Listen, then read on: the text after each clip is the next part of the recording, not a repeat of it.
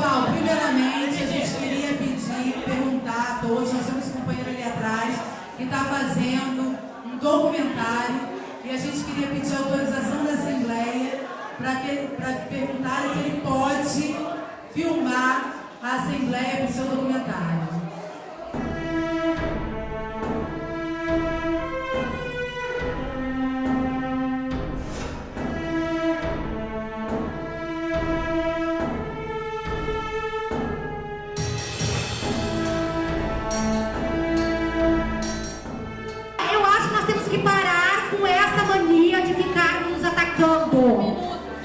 O nosso alvo é o verme, o nosso alvo é ele e a corja dele. O nosso alvo é esse safado, o pincha dele. Não é ela, não é ela, não é ela, não sou eu.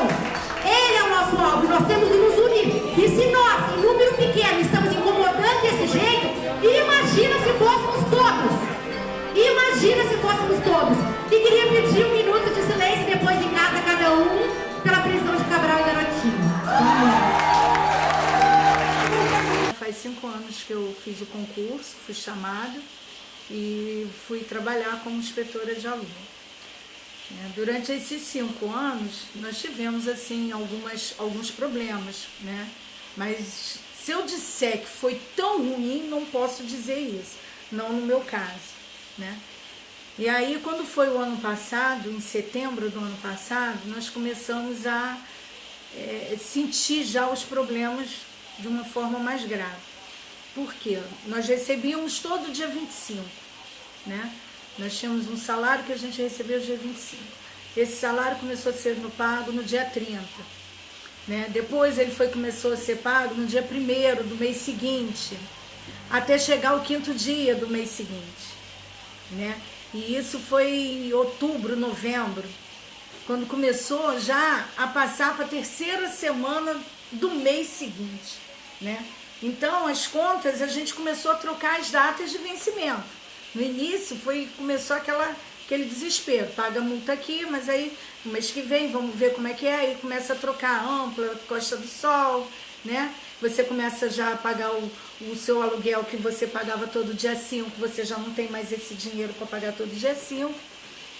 E aí, quando foi em dezembro, foi assim o golpe de misericórdia.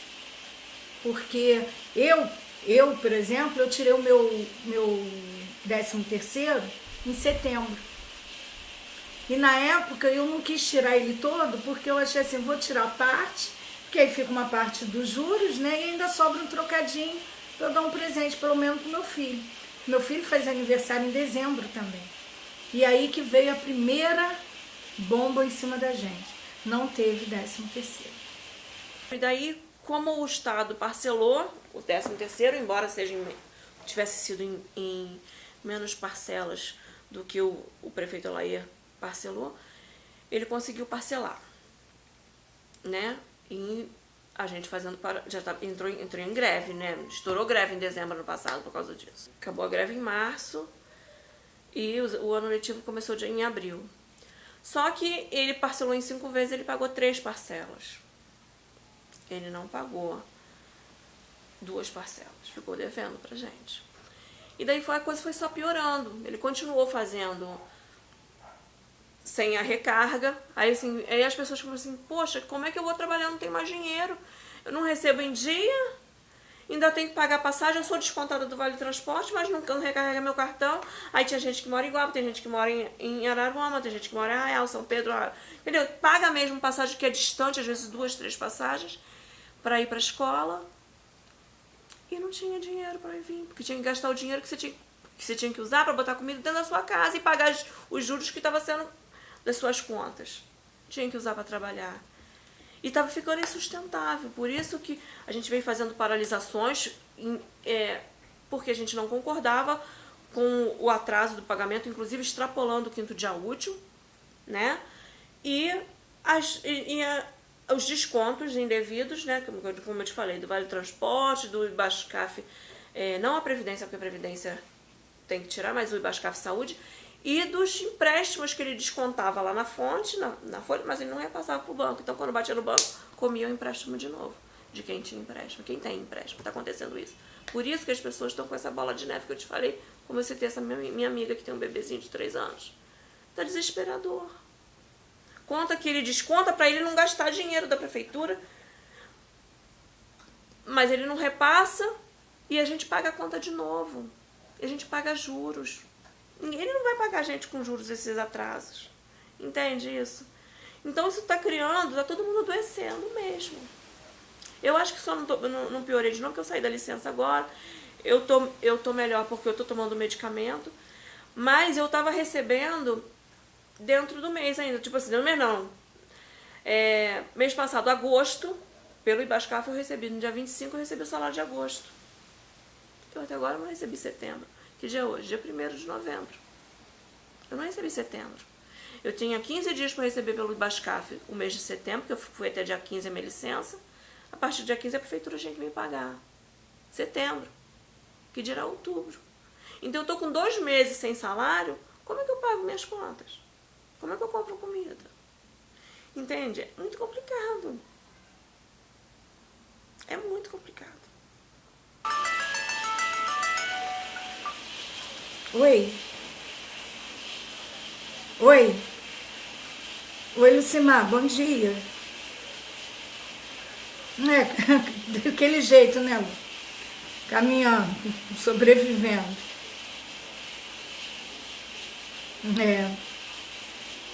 Vai melhorar, eu tenho fé.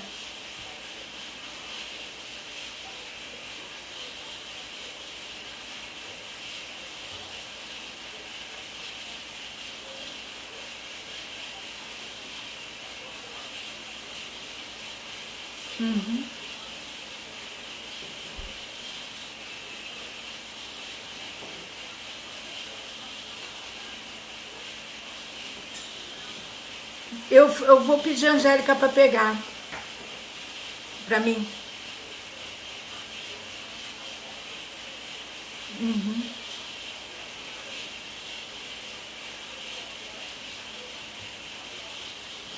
Eu te agradeço, Lucimar. A gente estava aqui agora falando, graças a Deus a gente está encontrando solidariedade das pessoas, né? Tá dando para ir. Eu tenho certeza que a gente vai conseguir passar esse ano. O senhor vai sair daí. Uma parte, um mês eu consegui já. Ontem um anjo apareceu aqui, quase 8 horas da noite. Marli foi agora de manhã pagar um mês, aí eu só estou com mais um mês e as contas de luz. Mas aí já é mais fácil, porque já vai entrar a pensão, né? E aí já vai começar. Aí eu acho que vai dar pra gente passar.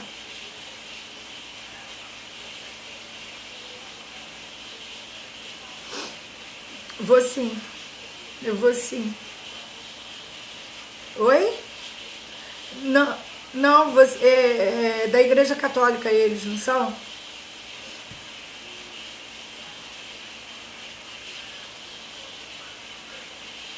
Tem, lá no centro.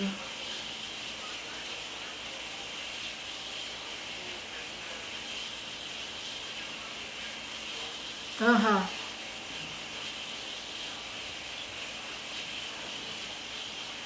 Tá bom. Meire, né? Neide.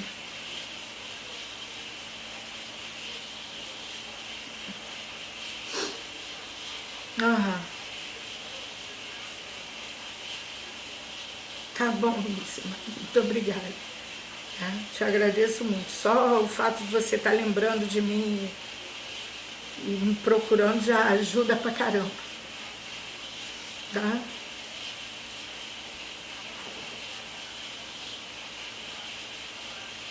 Tá bom.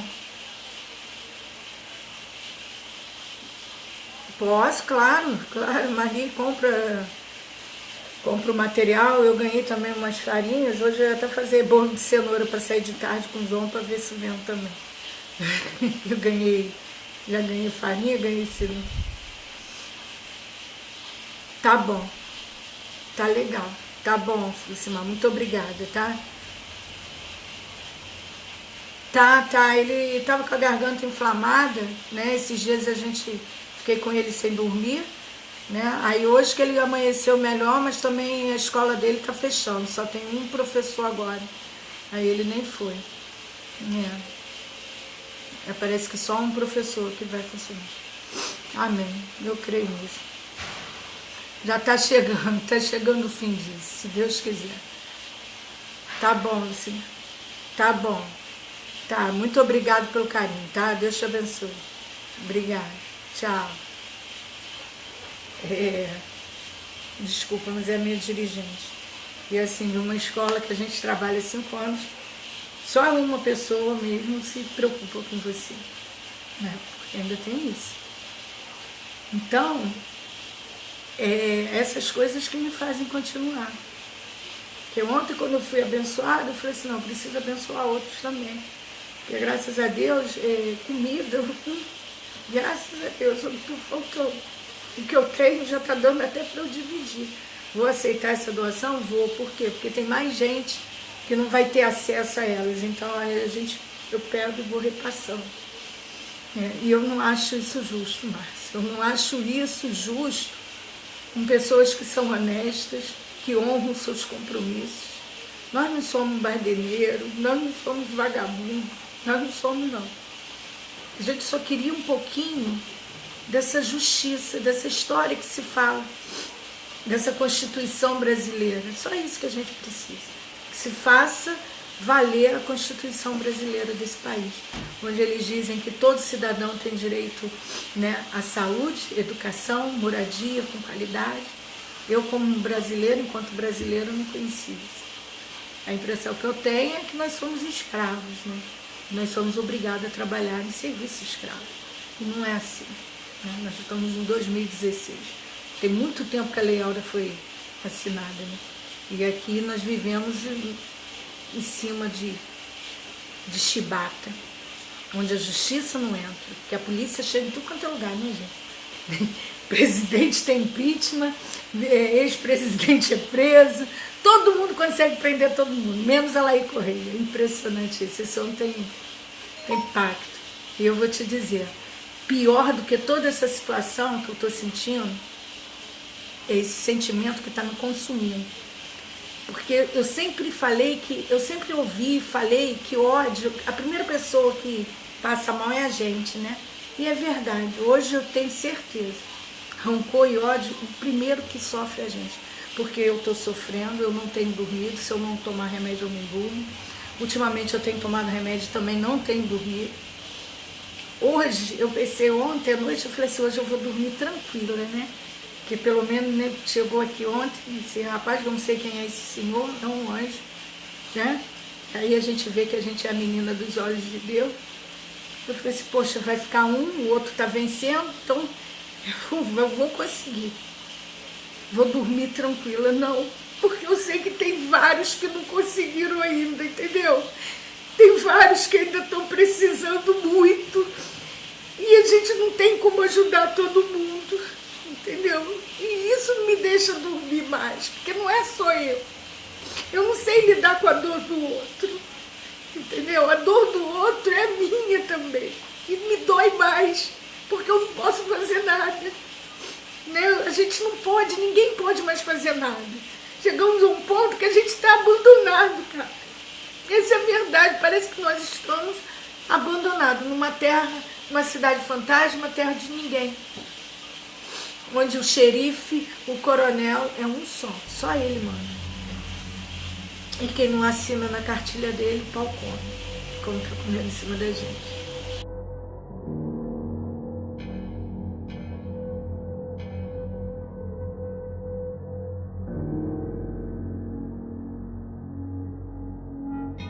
Esse prefeito, ele não é a primeira vez que ele faz isso com a categoria. Ele fez isso em 88. Ele deixou, acabou a eleição, ele perdeu a eleição, ele deixou todo mundo sem receber. Ele fez isso já. Eu era jovem, né? 88 eu tinha 15 anos, eu não dava na prefeitura. Mas se você pode ver o pessoal que ou tá aposentado ou que tá quase se aposentando, que ele fez isso.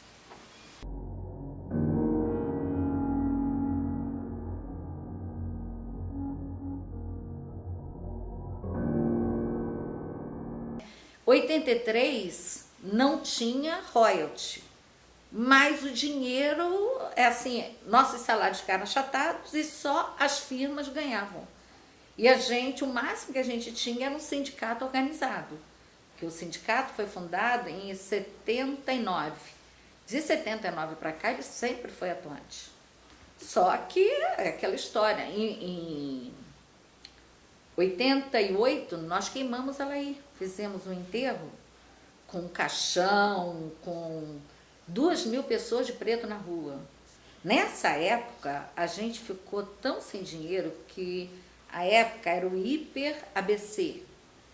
Esse hipermercado passou a doar legumes para fazer sopão para as pessoas comerem na praça, em função de 3 meses sem salário. Essa época a gente ocupou a Câmara, a polícia teve que vir tirar, porque a Aires Bessa era o presidente, chamou a polícia, teve pancadaria, não nos deixaram ficar. E foi esse um período também ruim. Agora, igual ao que a gente está vivendo agora, eu acho que é a pá de cal mesmo. Ele é o enterro e pá de cal, porque igual agora a gente nunca viu, não.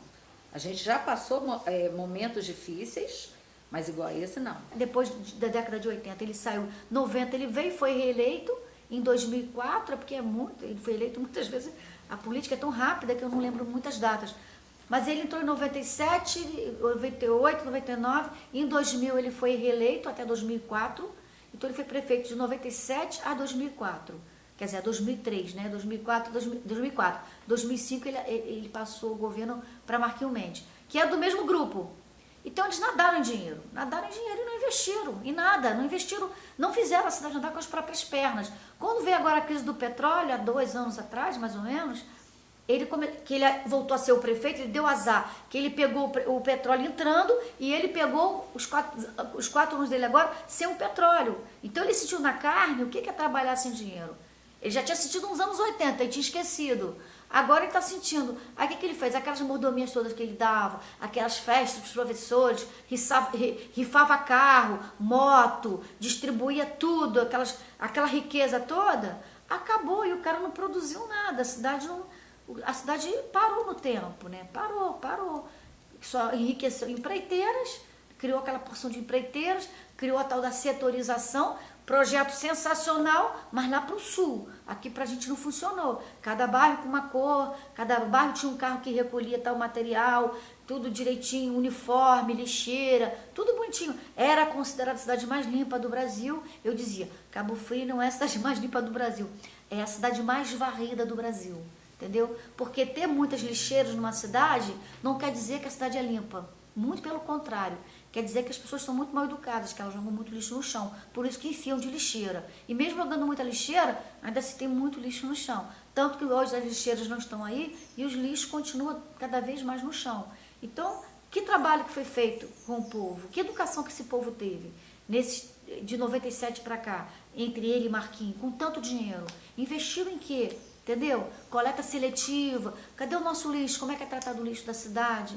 Não trataram nada, não fizeram. A educação, construíram escola de qualquer jeito, ficaram anos com escolas alugadas. Agora começaram a construir escola, Marquinhos construiu escola, mas cadê a estrutura para as escolas? Não tem giz, não tem nada. Então, não sei o que acontece. Professor 3, 4 meses sem receber, porque acabou o dia do petróleo. Quer dizer, a gente não tem que contar com o dinheiro do petróleo. Eles tinham que saber disso, entendeu? Não fizeram reserva. Cadê o dinheiro? Está onde esse dinheiro? Em economia, existe até um termo que define isso. É chamado de a doença holandesa. Por que é chamado de doença holandesa? Porque é o seguinte, nos anos 60, a Holanda era um país, né, pequeno, mas que passou a contar com uma quantidade muito grande de recursos vindos do quê? Vindos da exploração do gás natural, entendeu? Então a Holanda passou a ter uma economia extremamente dependente do petróleo e dos seus derivados. Por que é chamado de doença holandesa? Porque todos os outros demais setores da economia, na época na Holanda, foram desativados.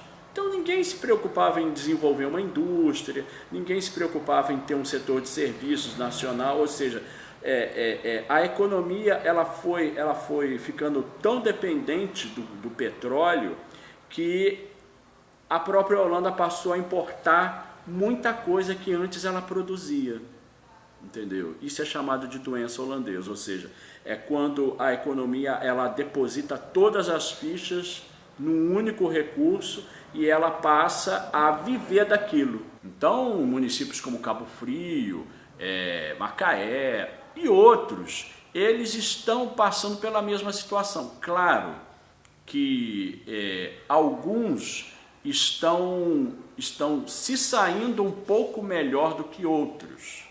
Em função do quê? Em função da gestão, em função da capacidade que alguns desses municípios tiveram de se organizar para resistir a esse choque.